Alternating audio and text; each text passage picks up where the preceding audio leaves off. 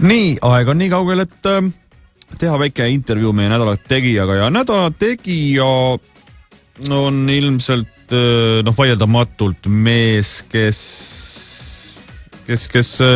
on ikkagi, nagu soome keeles öeldakse, miesten mies.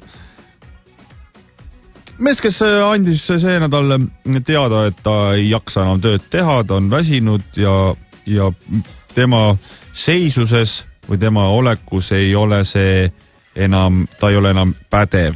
Nimelt tegemist on siis härra paavstiga, Benedictus 16. on tema nimi ja oleme helistanud otse Vatikani, et küsida täpsemalt üle, mis siis nüüd on siis lahti ja mis nüüd siis ikkagi edasi saab. Tervist, teie kõrge ausus. Tere. Olete väsinud?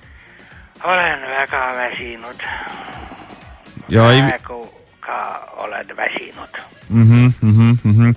Mis siis, kas ongi väsimus see põhjus, miks te loobute vabatahtlikult paavsti ametist? Vaadake, kuidas teiesugune noor inimene üldse paavsti rollist aru saab, ma küsin. No, jumala maapealne eksimatu asemik. Jaa, seda küll. Seda ma olen. Kõige tähtsam inimene maa peal. Aga mis te arvate, millised on minu tööülesanded? Tööülesanded on see, et te peate tulema korra kuus rõdu peale ja lehvitama ja siis kindlasti paar korda aastas käima Lõuna-Ameerikas lehvitama ja siis andestama kõigile. No nüüd, see ei ole kerge, ma saan aru. Nüüd tabasite ära minu elu sellised, ütleme, puhkemomendid, aga mida ma teen sellel ajal, kui ma ei ole rõdul ja ei lehvita? Ilmselt istute Vatikani raamatukogus ja varjate midagi. Seda ka, aga mida veel? Ei kujuta ette. Te olete jõuluvana. Ma natuke häälest praegu tundsin. Te loete laste kirjasid. Lapsed viimasel ajal on teemaks küll, aga mitte siis kirjades. No mida teeb üks kõrge katoliiklik ametnik, nagu ma ka tegelikult ju olen? Kurat! Lööte riste läikima? No ega ei löö. Täht peab, ma degusteerin armulaua veini. Armulaua veini pean degusteerima ja siis muidugi peavad paavsti juurest läbi käima.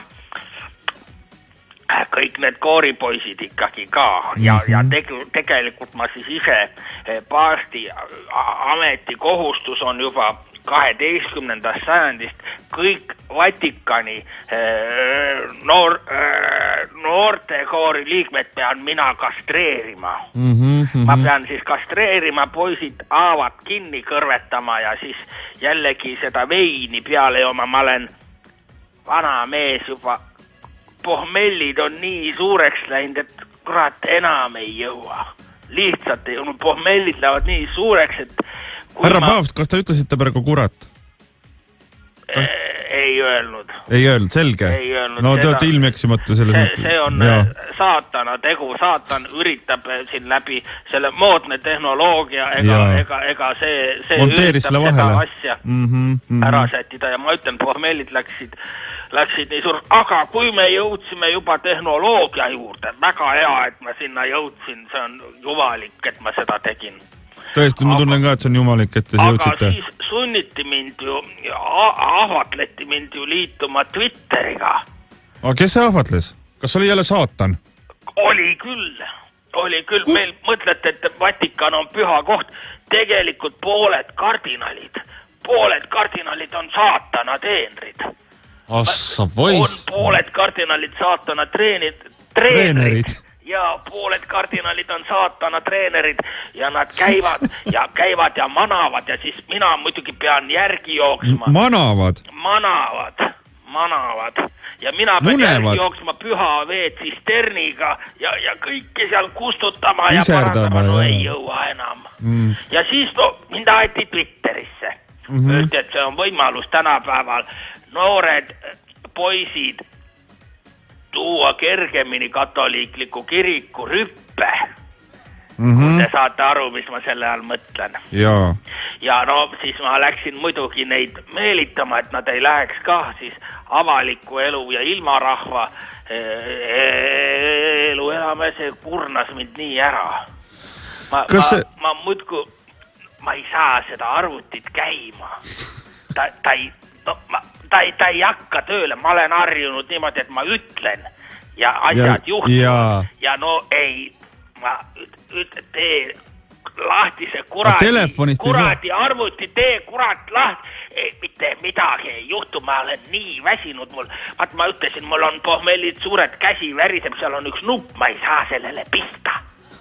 Ma ei saa sellele lihtsalt pista, mul ei lähe. Kurat, kõha on ka nii suur eile. Aga kas, tulles tagasi selle saatanliku Värgensteineri juurde, kas see, need ungarlased või Tšehhi kaardivägi, kes teil seal ukse peal või Armeenia või mis... Šveitsi. Jah, et kas nemad ei halva siis, et saatan sisse ei tuleks või? Ma ei tea, kas ma tohin sellest rääkida. Arge siis rääkige, kui tohin küll, kes mind keelata saab. Ja. Ma olen ju praegu elus. Ma olen ju pensionär. Kes pensionäri suud nüüd tänapäeval? Saksa pensionär, teate mida see tähendab? See tähendab seda, et mul on varsti, järgmine nädal on Mallorcale minek. Mul on laev kinni pandud, sõidame siit. No ma ei hakka siin, teised saksa mehed tulevad ka. Aga need ei ole päris inimesed, need minu kaardiväelased. Robotid? Need ei ole ka robotid, need on zombid. Aha. Need on zombid, need on...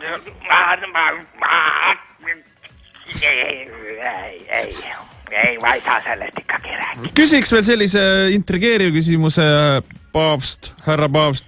UFOd. Katoliiklik kirik, paavst ja UFOd on olemas. Räägime sellest, ei räägi. Mis toimub? Ma räägiksin parem kontoomidest ja antibeebipillidest. Sellest ma ei viitsi rääkida. Ahah. Selge, härra paavst. Kuidas see küsimus oli? UFOd. On või ei ole? Ahah.